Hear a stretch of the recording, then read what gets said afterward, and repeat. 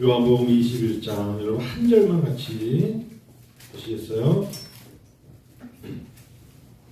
내 양을 먹이라 하시기 배경이 나올 때까지 21장 15절 성경 같이 읽으실까요? 그들이 시작. 그들이 조각 먹은 후에 예수께서 시몬 베드로에게 이르시되 요한의 아들 시몬아 내가 이 사람들보다 나를 더 사랑하느냐 하시니 이르되 주님 그러하나이다. 내가 주님을 사랑하는 줄 주님께서 아시나이다. 이르시되 내 어린 양을 먹이라 하시고.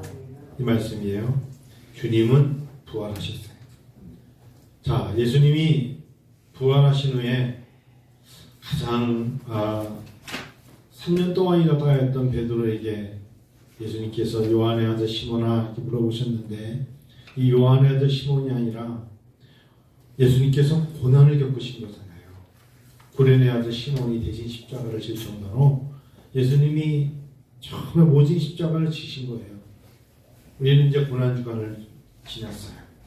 예수님이 어둠이 임할 때까지 모든 지면에 어둠이 임하였고, 예수님께서는 시장을 찢으시고 이제 부활하셨거든요. 자, 한번 이 시대로 한번 돌아가 봤어요. 누가 제일 마음에 부담이 됐을까? 베드로였을 거예요. 누구보다 잘했던 사람이, 누구보다 다른 사람 다 떠나도 저 있잖아요 라고 말했던 이 베드로가 많은 소녀 앞에서 도무지 알지 못한다고 배신하고 이제 영원히 안 만날 줄 알았는데, 오히려 어떤 면에서는 그래 좋은 선생님 랍비를 3년만 잘 따라다녔지. 우리 삶에 그럴 수 있죠. 우리 삶에도 그런 상황과 모습과 그런 삶의 발걸음이 있을 수 있어요. 이제 그 사람 더 이상은 안 만났으면 좋겠고, 더 이상은 안 봤으면 좋겠고, 아무런 관계가 없었으면 좋겠어. 그렇게 생각했을 베드로였는데, 주님이 그 마음의 부담을 갖고 있는 베드로에게 주님이 직접 만나주신 거예요. 요한의 아들 시몬 베드로에게 직접 말씀하시기를, 갑자기 말씀하실 때 첫 번째 부담 가진 것부터 해결하자. 너하고 나하고. 뭐 이러지 않으시고, 그래 너는 얼마나 마음에 부담이 크니? 이러지 않으시고, 야 너가 나를 많이 사랑하지? 특별히 너가 사랑하는 나는 사람들이 나를 사랑하는 이 사람들보다 더 나를 사랑하지? 이렇게 물어보시는 거예요. 이 첫 번째 질문. 요한의 아들 시몬아, 얘가 이 사람들보다 나를 더 사랑하니? 과거에는 네가 나를 많이 사랑했지. 너가 10대 때 나를 만나서 울면서, 수련회 때 울면서 기도하고 밤이 새도록 기도한 적도 있었지. 20대 때 너가 네 인생을 걸고 때로는 밥도 거르고 잠도 못 자면서 기도하며 주님을 사랑한다고 말한 적도 있었지. 30대 때는 안 그랬겠어요? 너가 혹시 질병 중에 너무나 힘들 때는 주여 주님이 십자가를 한 번쯤 묵상하면서 주님이 얼마나 아프셨을까 라고 말하며 눈물 흘린 적도 있었지. 뭐 그런 거예요. 모든 게 다 주마등처럼 스쳐 지나가는 거예요. 주님의 질문은 이런 거예요. 여전히 나를 사랑하니? 네가 예전에 처음의 사랑에 나를 만났을 때 그 사랑에 목말랐던 그때의 그 사랑으로 사람들은 지금 네가 옛날에 사랑했던 그 모습으로 나를 사랑하는 듯한데, 너는 이 사람들이 생각하는 그 사랑보다 나를 더 사랑하니? 여러분, 이 질문이 부담되진 않으세요? 저는 이 말씀 묵상하는데 너무 부담이 되는 거예요. 첫째는 주님이 저에게 너무 가까이 물어봐 주지 않았으면 좋겠어요. 그냥 모른 채, 그 무덤덤하게. 두 번째, 물어보지 말고 쟤는 나를 사랑할 거야 이러고 그냥 넘어가 주셨으면 좋겠는데, 또 꼭 비교하시면서 네가 나를 더 많이 사랑하니? 이렇게 물어보시니 매우 부담이 되더라고요. 그래서 저는 뭐라고 대답을 했을까요? 주님, 누구라고 말하진 않겠지만 저 나름대로 사랑합니다. 이 정도 대답할 수밖에 없을 것 같아요. 얼마나 많은 목회자들이 주님을 섬기고 선교사들이 아니 이 땅의 그리스도인들이 얼마나 열심히 주님을 섬깁니까? 지난 월요일날 노예가 있었어요.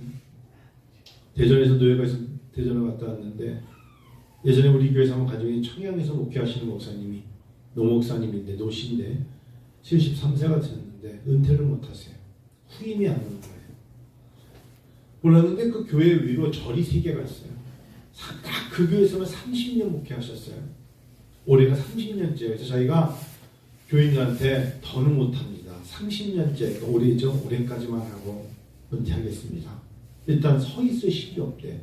그분이 이쪽 교회 쪽 다녀 좀 저셨거든요. 강다에 서 있을 힘도 없고, 두 번째 발음이 자꾸 샌대. 그래서 예수께서 그리고 기억이 안 난대. 왜냐면 농촌 목회를 하시면서 지금 계절을 따라서 생존을 위해서 오디를 따서 잼을 만들어서 팔고, 이동하면서 꿀을 만들어서 팔고 막 계속 그런 일을 하시는 거예요. 그렇게 해서 생존을 하다 보니까 온몸이 정말 이 삭신이 쑤실 정도로 일을 하신 거예요. 3개의 절 중에 1개의 절이 없어졌답니다. 교회 이제 절이 2개 남고 교회와 지금까지 하면서 3년 전에 좀 예쁘게 건축을 했어요. 그게 자기의 인생의 마지막. 그러고 나서 후임이 없어요. 은퇴합니다. 그냥 은퇴 예배에서 노예 때 은퇴 예배를 드렸어요. 눈물이 뚝뚝 떨어지더라. 눈물이 고이더라고. 거기 축사하신 목사님이 30년 전에 나 목사님 왔을 때 기억나요. 허벌판에 교회 하나 세워놓고 여기서 목회하러 오시다니.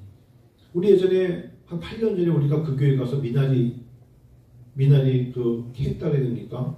뽑았다야 됩니까? 그 교회거든요. 은퇴 예배를 드리는데 목사님이 그러시더라고요. 그런데 하루에 아침에 일어나면 해가 뜨죠. 그리고 해가 쨍쨍한 되고 낮이고, 근데 제가 있는 어느 날 해가 지더래. 인생이 그런 것 같대. 근데 해가 뜰 때는 해를 안 쳐다보는데 해가 질 때는 다들 쳐다본대.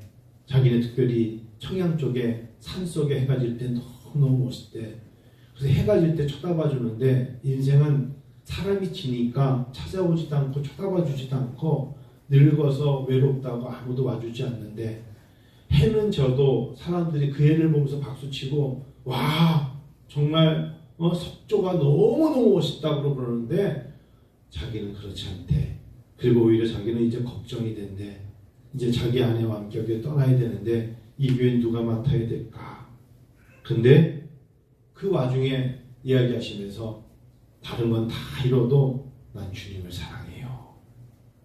거기에 울컥했어요. 다들. 내가 다른 건 다 몸도 약해지고 다 해도 내가 주님 사랑하는 건 주님이 아실 거래. 내가 주님 사랑하는 건 주님이 아실 거랍니다. 그래서 저는 로마서 8장을 보실까요? 이 말씀이 너무너무 생각나는 거예요. 로마서 8장 35절부터 한번 볼까요? 이게 바울 사도가 이런 마음으로 이 고백을 하지 않았을까? 로마서 8장 35절부터 읽어볼게요. 누가 우리를 그리스도의 사랑에서 끊으리요? 환난이나 곤고나 박해나 기근이나 적신이나 위험이나 칼이랴. 기록된 바 우리가 종일 주를 위하여 죽임을 당하게 되며 도살당할 양같이 여김을 받았나이다 함과 같으니라. 쭉 여러분 39절 같이 읽어요. 높음이나 깊음이나 다른 어떤 피조물이라도 우리를 우리 주 그리스도 예수 안에 있는 하나님의 사랑에서 끊을 수 없으리라. 이 고백은 유명하다. 큰 일을 했다. 엄청나게 알려졌다. 이런 거 다 상관없어요. 한 사람 한 사람이 예수의 이름으로 누가 나를 우리 주 그리스도 예수 안에 있는 하나님의 사랑에서 끊을 수 있겠습니까? 라고 말하는 그 고백을 오늘 요한의 아들 시몬 베드로에게 예수님 물어보신 것과 매우 흡사하죠. 동일하다고 볼 수 있어요. 성도 여러분, 그리고 저도 누가 우리를 그리스도 예수 안에서 하나님의 사랑을 끊을 수 있겠습니까? 끊을 수 없어요. 때로는 코로나19가 다가와서 우리가 어려움이 있어도 우리가 하나님을 사랑하는 거 하나님 아실 거예요. 부활주의를 통해서 제가 오늘 부활하신 주님의 질문에 여러분과 제가 대답하면 돼요. 사랑하는 은혜 아버지께 사랑하는 내 자녀들아, 너희는 나를 사랑하니? 이렇게 물어보면 여러분 주저하지 마세요. 여러분 주저하지 말고 내가 주를 사랑하는 줄 주님이 아시잖아요. 이렇게 멋지게 대답하시면 부활의 주님이 아주 좋아하실 거예요. 사랑하는 은혜와 아버지께 나의 사랑하는 자녀들아, 너희가 나를 모르는 이 땅의 사람들보다 나를 당연히 더 사랑하지? 글쎄요가 아니라 주여 내가 당신을 사랑하는 줄 주님이 아시잖아요. 이렇게 대답하시면 주님이 아주 기뻐하세요. 토요일날 어제 10시부터 오후 1시까지 중국 학생들 줌으로 강의를 했습니다. 어제 3시간이나 강의를 했습니다. 그러면서 제가 내일이 무슨 주일인지 알죠? 그랬더니 다들 꾸덕꾸덕하면서 평균 예배 인원이 3명에서 5명입니다. 지하 가정 예배. 그런데도 5명이서 먹을 만두를 만들고 5명이서 성만찬을 하려고 성찬식 준비를 해요. 그렇게 어저께 16명이 들어왔습니다. 16교회가 들어온 거예요. 저도 점심을 늦게 먹었습니다. 그래서 그 속에서 우리가 중국어로 그들이 주님을 사랑합니다. 주님을 사랑합니다. 언어는 달라도 제가 그래서 위에다가 목양실 위에다가 그들이 써준 한자를 걸어놨어요. 내용은 사랑은 오래 참고라는 문구를 써준 걸 붙여놨는데 제가 제 입으로는 나는 예수님을 사랑합니다. 통역하는 사람들이 하면 중국어로 그들이 우리가 예수를 사랑합니다.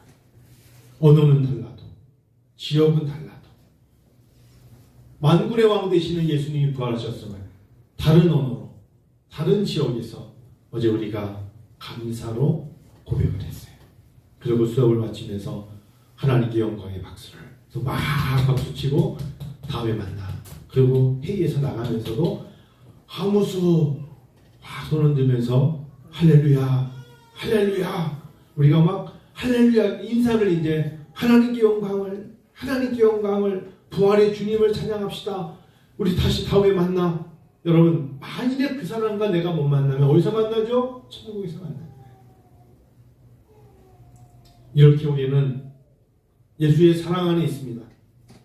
예수의 사랑 안에 있는 거예요. 얼마나 우리가 감사합니까?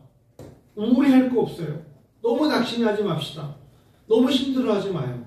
부활의 주님이 우리와 동행하지 않습니까? 저는 어저께 잠깐 뉴스를 보면서 그 가평 용소계곡 4m 안으로 4m면 얼마나 깊어요.